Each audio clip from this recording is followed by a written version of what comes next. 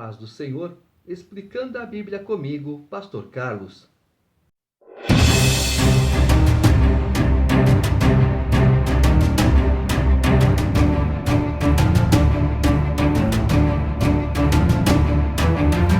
Atos, capítulo 17. Tendo passado por Anfípolis e Apolônia, chegaram a Tessalônica, onde havia uma sinagoga de judeus. Paulo, segundo o seu costume, foi procurá-los e por 3 sábados arrazoou com eles acerca das Escrituras, expondo e demonstrando ter sido necessário que o Cristo padecesse e ressurgisse dentre os mortos. E este, dizia ele, é o Cristo Jesus que eu vos anuncio. Alguns deles foram persuadidos e unidos a Paulo e Silas, bem como numerosa multidão de gregos piedosos e muitas distintas mulheres. Os judeus, porém, movidos de inveja, trazendo consigo alguns homens maus dentre a malandragem, ajuntando a turba, alvoroçaram a cidade e, assaltando a casa de Jason, procuravam trazê-los para o meio do povo.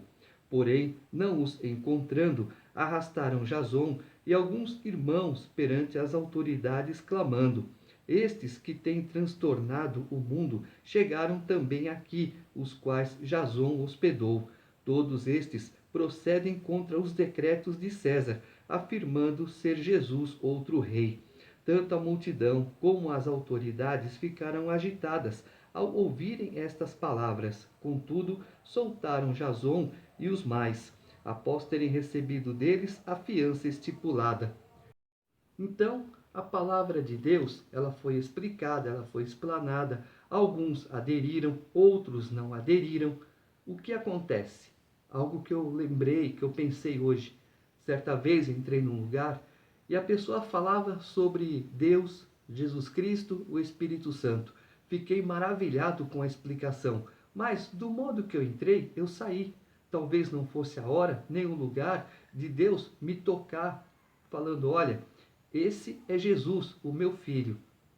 Então nós não podemos julgar aquelas pessoas que ouvem a palavra de Deus e não recebem ou recebem de mau grado, porque nós vemos o exterior e Deus conhece o coração.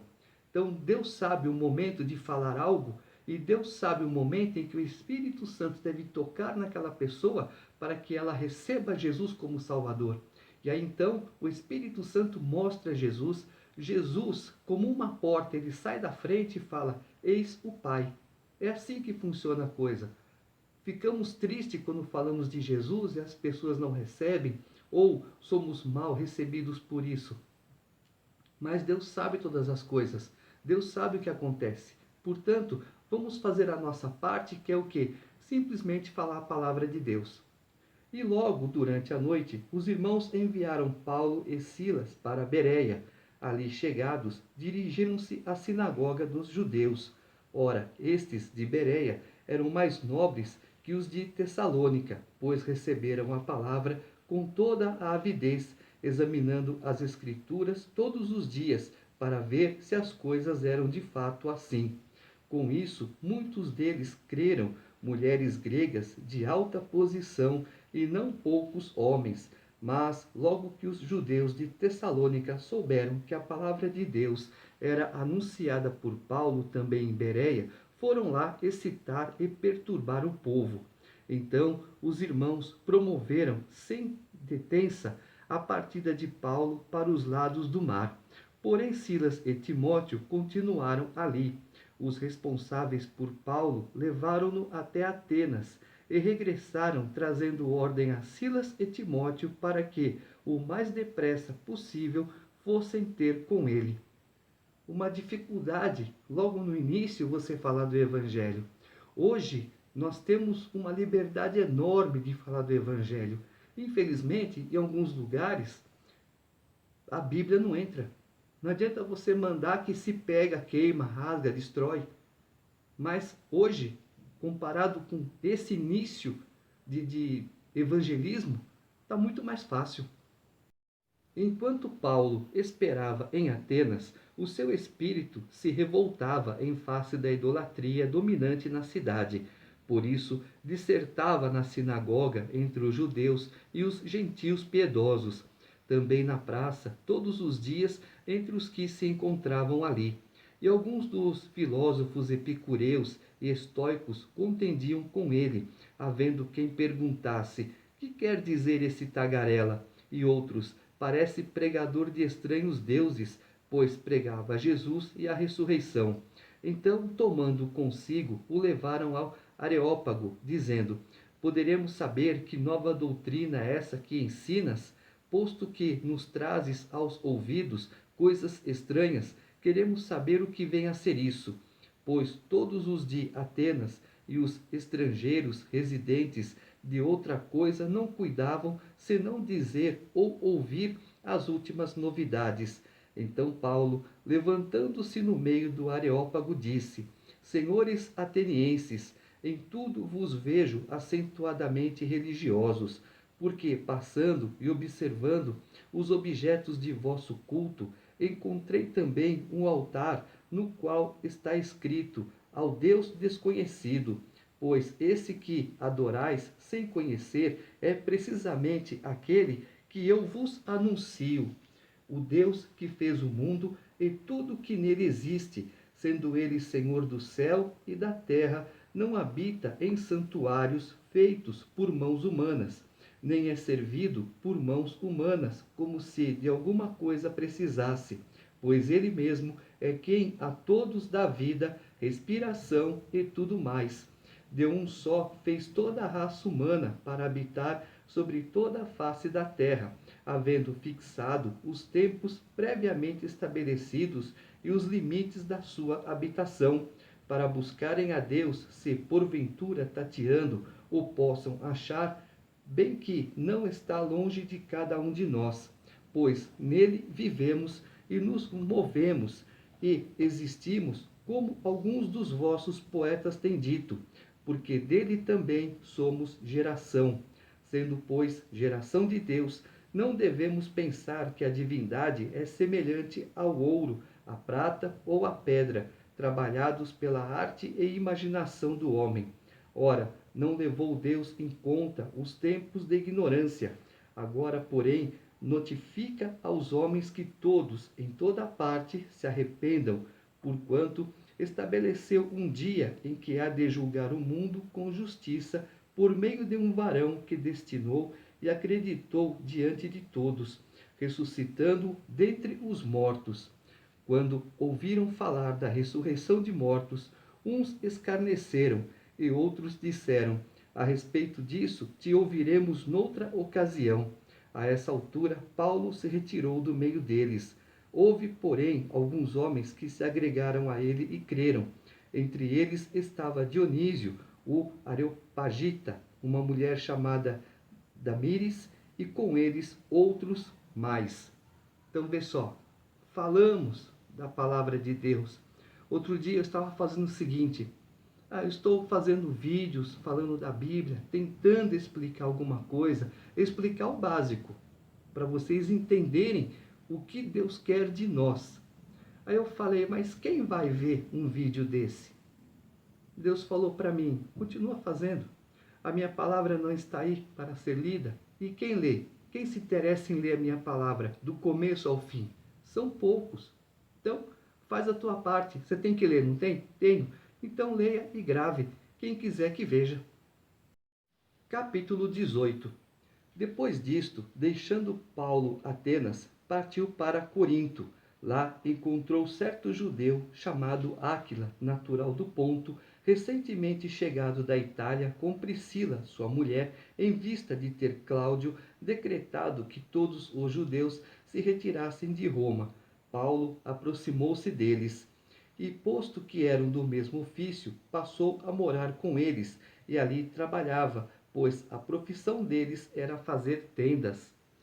E todos os sábados discorria na sinagoga, persuadindo tanto judeus como gregos. Quando Silas e Timóteo desceram da Macedônia, Paulo se entregou totalmente à palavra, testemunhando aos judeus que o Cristo é Jesus. Opondo-se eles e blasfemando, sacudiu Paulo as vestes e disse-lhes: sobre a vossa cabeça o vosso sangue. Eu dele estou limpo, e desde agora vou para os gentios. Saindo dali, entrou na casa de um homem chamado Tício Justo, que era temente a Deus. A casa era contígua à sinagoga. Mas Crispo, o principal da sinagoga, creu no Senhor com toda a sua casa. Também muitos dos coríntios, ouvindo, criam e eram batizados.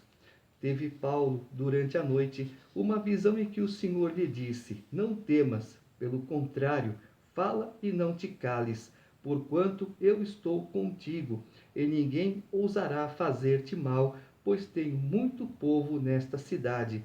E ali permaneceu 1 ano e 6 meses, ensinando entre eles a palavra de Deus. Foi o que eu falei, eu estou fazendo esse vídeo, mas quem se interessa? Eu estou lendo, eu estou aprendendo. Deus, aos poucos, me dá conhecimento, me dá entendimento do que eu preciso ter. Mas você que está aí ouvindo a explicação, procure.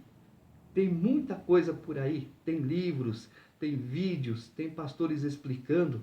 Procure entender um pouquinho mais da palavra de Deus, para que você não diga coisas sem saber, mas diga o que é certo, o que Deus diz para você dizer, o que Deus diz para você fazer, e faça. Procure fazer o melhor para Deus.